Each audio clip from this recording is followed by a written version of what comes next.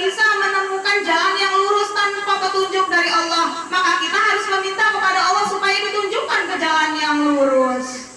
Ada di Al-Quran tidak kalimat ini? Ihdinas siratal mustaqim.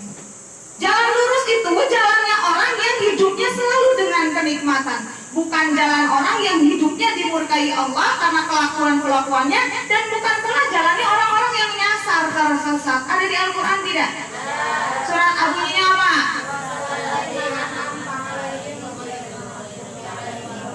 Waladhdallin, amin. Itu Bu, jadi membawakan Al-Quran itu tidak harus dengan bahasa Arab, dan itu adalah tugas dari kita diciptakan. Ini nih si Ismi yang sekarang ada di depan Ibu sedang mengenang hari kelahirannya. Kenapa dikenang spesial hari ini, tidak seperti sebelumnya? Hari ini dispesialkan Ibu. Tahun keberapa Bu Ismi ulang tahun, Bu? 39. Sebentar lagi, ini adalah masa terakhir, masa remajanya Bu Ismi. 1 tahun lagi Bu Ismi akan menua, masuk ke masa kenabian. Jadi secara keilmuan harus bertambah. Mudah-mudahan saya mengumpulkan ibu-ibu yang solehah lewat ke pengajian. Sengaja tidak saya undang di tanggal 1, takut malam yang pada melek nonton gledogan, ya Bu ya. Jadi saya undang di sekarang sebagai bukti bahwa merenungi tasyakur atas miladnya kita itu tidak harus di hari H. Setiap jam, setiap detik kita harus bersyukur, merenungi sambil menyebut kita nih diciptakan tujuannya untuk apa. Ya Bu, 39 ini masa terakhir. Dalam waktu 1 tahun saya harus menyempurnakan ilmu-ilmu saya supaya saya mantap dalam kenabian. Saya mohon doa dari Ibu, mudah-mudahan 1 tahun ini saya diizinkan untuk menyempurnakan keilmuan saya dari Al-Quran.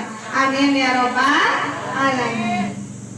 Lihat lagi Bu, saya tanya, kamu tuh nolongin orang deh, kamu mah berharap dibayar atau udah yang ikhlas? Biarin aja, kalau nolong orang tuh kayak masukin sepiteng, jangan dikodok. Sering bilang gitu saya kan? Itu sebenarnya ada di Al-Quran tidak? Ada surat apa ya apa? Oh ya, masih ingat Al-Mudasir. Wala tamnun tas'asir. Sabarku ada batasnya. Sabarku ada batasnya. Dia mau benar-benar menguji. Ampun punya suami model begitu. Ampun punya ibu model begitu. Ampun punya teman kayak begitu. Habis kesabaran saya. Sabar itu nggak boleh habis. Karena kalau bersabar jangan untuk makhluk tapi untuk Allah. Ada di Al-Quran tidak? Ada. Surat apa? Bunyinya? Kita tuh menganggap bos kita itu lebih besar. Makanya kita takut. Kita menganggap orang tua kita pang gedenya, pang agungna, sehingga kita takut. Walaupun Allah menentang, tapi kita takutan ke orang tua. Suami kita lebih menakutkan daripada Allah. Suami kita itu benar-benar menyeramkan dibandingkan Allah. Jadi saya walaupun Allah nyuruh, suami saya melarang, saya pilih suami saya. Melanggar ayat berapa ini? Bu, menyampaikan ayat Allah itu pedes enggak? Menyampaikan ayat Allah itu kedengarannya didengar di telinga pedes nggak? Pedes Bu. Makanya banyak orang yang cecabelen kupingnya dekat-dekat sama Bu Ismi. Karena cek and recheck alias tabayun ada tidak di dalam Al-Quran? Surat apa? Ayat berapa? Ayat ke-6.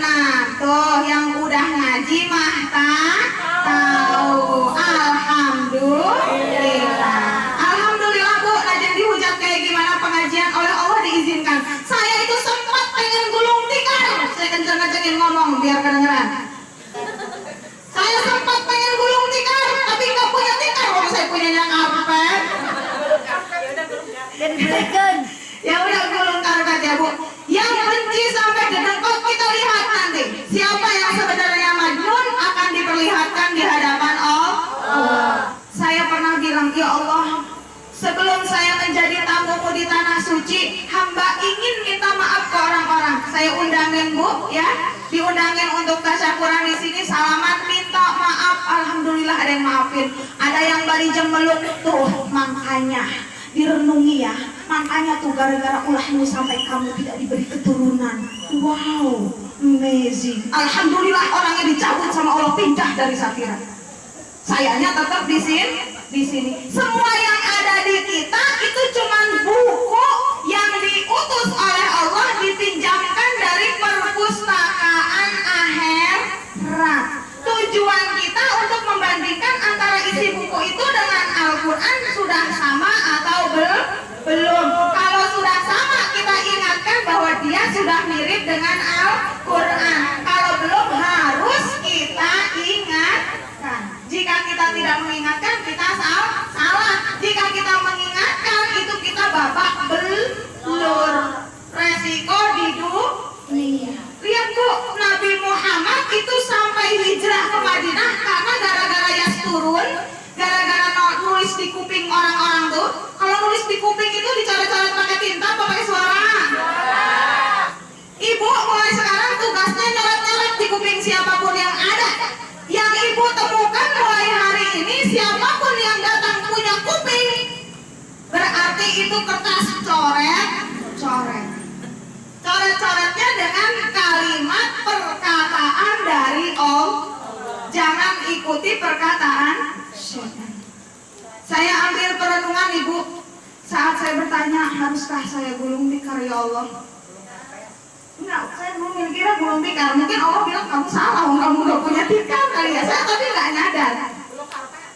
Apakah saya harus gulung tikar ya Allah? Pengajian ini saya tutup aja apa? Untung saya punya kata, jadi gak jadi digulung. Bu, subhanallah. Itu saya benar-benar babak belur ya Bu ya, pada saat salaman itu. Yang benar-benar tulus memaafkan banyak, tapi yang benar memaafkan tapi balikan wejangannya seperti itu, jaga ya kata-kata. Introspeksi tuh makanya nggak diberi anak. Yang ngeberi anak siapa? Allah. Kok sok deket amat dia sama Allah? Gua aja jungkir balik gitu ya. Nggak bisa maksa kok sama Allah untuk anak. Soal bikin jurus apapun udah saya pakai. Dasarnya Allah nggak ngasih ya nggak dikasih, nggak dapet. Nggak boleh marah sama Allah. Wali rabbika fasbir. Bu, ilmu tentang Al-Quran itu adalah nikmat. Jangan dikekepin, harus dizakatin dengan cara yang turun menulis di kuping kita sendiri, lalu mengulis di kuping yang ada di kanan dan di kiri kita, lalu menulis di kuping-kuping yang ada di depan kita.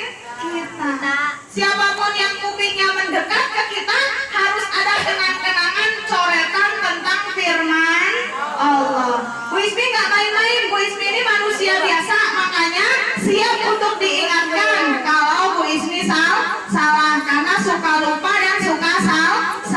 Tapi kalau lupa dan salah itu kita harus bertugas untuk saling mengingatkan dan saling memaafkan. Jadi kalau orang beriman itu benar Bu, bersaudara. Nih bikin nasi kuning kami, subhanallah nggak pakai catering. Cateringnya adalah persaudaraan.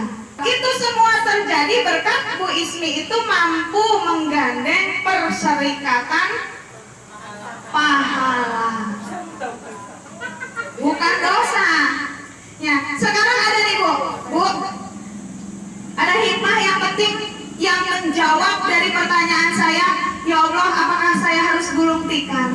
Dan saya merasa bukan manusia sempurna. Saya hanya mencoba menjalani apa yang Kau perintahkan semasa umur masih dikandung badan. Saya berangkat ke tanah suci Bu, sampai di sana malam Jumat Bu. Malam Jumat sholat subuh pertama di hari Jumat itu di Masjid Nabawi. Imamnya sholat Bu, imamnya sholat baca Fatihah rakaat pertama ad-Dukhan. Buat yang nggak ngerti Al-Quran itu biasa-biasa saja. Tetapi berhubung saya sudah paham Al-Quran, artinya boleh saya bagi sama ibu karena itu amazing. Majid. Hamid, Allah itu maha terpuji. Majid, Allah itu maha mulia. Allah juga yang bisa membuat kita makhluknya terpuji dan mulia. Manakala sebagai hamba kita sering mendatangkan pujian baik untuk Allah dan sering mengajak orang-orang untuk memuliakan Allah. Wal kitabil mubin. Sumpah demi kitab. Apa itu kitab? Kitab itu apa? Bahasa Arab Ustazah, ayo apa kitab artinya? Buku. Sumpah demi buku mubin yang nyata.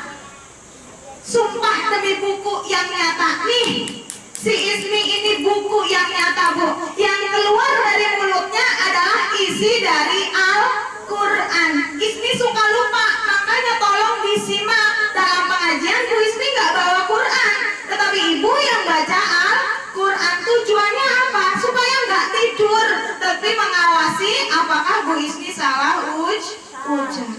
Tuh Bu, cuman memang Bu Ismi itu belum 30 juz. Saudari kita Dian Wulansari binti Haji Supriyan Suri itu insya Allah dia 2 jilid Al-Quran, surat Al-Qalam, surat Al-Alaq, 3 jilid berarti ya, sama surat Yasin sempurna dia praktekkan. Siapa yang memandu? Saya buktikan, saya pandu, dia percaya, nurut, praktekin. Walaupun dimusuhin sama keluarganya, maju pantang mundur. Subhanallah.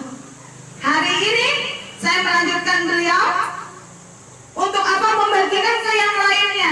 Kalau mati, ayo matinya mirip saudari kita Dian Wulansari, menyelesaikan jilid per jilid. Jilid Al-Qalam berapa ayat yang sudah dipraktekkan? Sedih dikatain majnun? Takut untuk yasturun? Masih suka menghina? Orang-orang yang tidak mematuhi ayat Allah, dia adalah pembohong. Di Al-Quran suruh pakai kerudung, dia nggak pakai kerudung, berarti dia bohong. Di Al-Quran nggak boleh berzina, tapi dia masih berzina, berarti dia bohong. Di Al-Quran suruh berzakat, tapi dia nggak pernah berzakat dengan alasan belum mencapai nisab atau belum mampu, masih kurang segitu juga, berarti dia bohong, menutupi kebenaran Al-Quran. Orang-orang seperti ini tidak boleh kita patuhi, nggak boleh kita nurut. Wislah pakai dalil lakum dinukum waliyadin, Bu, itu pertanggungjawaban buat kita.